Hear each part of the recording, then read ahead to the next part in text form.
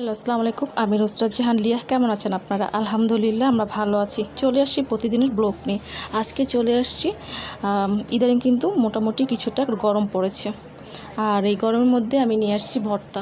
দুপুরবেলা আমাদের বাসায় বেশিরভাগ সময় দুপুরবেলা গরম, মানে প্রচণ্ড গরমের মধ্যে দুপুরবেলা টক জাতীয় ভর্তাটা খাওয়া হয়। তা আসুন দেখাই, শেয়ার করে আজকে একটা ভিন্ন রকম ভর্তার রেসিপি। নিয়েছি পেঁপেটাকে আমি ভালো করে ছিলে নিয়ে তারপর ভালো করে ধুয়ে নিয়েছি। এখন আমি এই গ্যাটারটা দিয়ে গ্যাট করে নেব।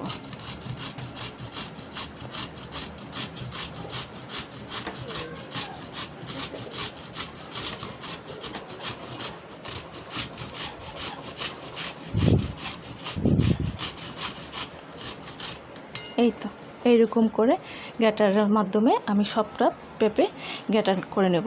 আপনারা চাইলে দা বা বটি দিয়েও করে নিতে পারেন।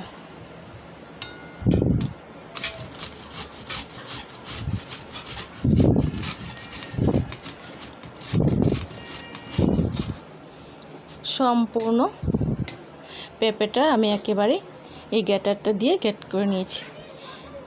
একদম চিকন চিকন হয়েছে। আপনি আবারও বলে দিচ্ছি, চাইলে এটাকে আপনারা দা বা বটি দিয়েও করতে পারবেন। নিয়ে নিচ্ছি শুকনো মরিচ, দিয়ে দিচ্ছি লবণ,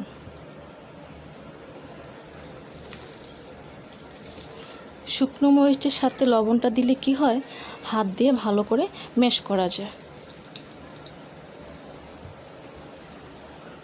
লবণ আর মরিচটা ভালো করে আমি ম্যাশ করে নিয়েছি। কিছুটা আধভাঙা আছে, এর মধ্যে দিয়ে দিচ্ছি চিনি।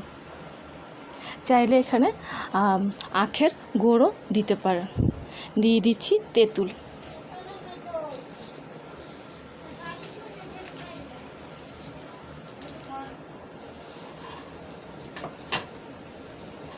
তেঁতুল, চিনি, শুকনো মরিচ আর হচ্ছে লবণ। এখন আমি হাত দিয়ে ভালো করে মাখিয়ে নেব।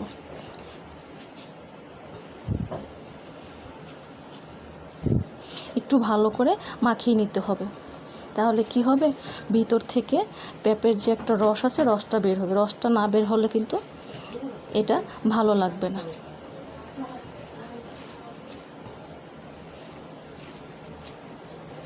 আমি এখানে মরিচ আর তেঁতুলটা পরিমাণে কমই দিয়েছি, আপনারা চাইলে এর চাইতেও বেশি দিতে পারেন।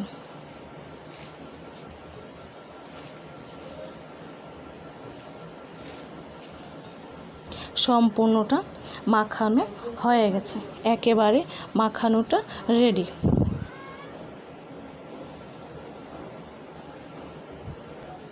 উপর থেকে দিয়ে দিচ্ছি তেঁতুলের বিচিগুলো, দেখতে একটু ভালো লাগছে এই আর কি। একেবারে রেডি হয়ে গেছে পেঁপের ভর্তা। পেঁপের ভর্তাটা একেবারে রেডি। আশা করি দুপুরবেলা গরমের মধ্যে ভর্তাটা খেয়ে দেখবেন, খুবই ভালো লাগবে। অ্যাকচুয়ালি কি জানেন, ভর্তা কিন্তু সব টক জাতীয় ভর্তাগুলো দুপুরবেলা খেতেই ভালো লাগবে। আর ভালো লাগলে আমাকে কমেন্টস করে জানাবেন, সাবস্ক্রাইব করে দেবেন, আমার পাশে থাকবেন আর আমাকে অনেক অনেক সাপোর্ট করবেন। আজ এই পর্যন্তই। সব ভালো থাকেন, সুস্থ থাকেন, আবার আসবো। আল্লাহ হাফেজ।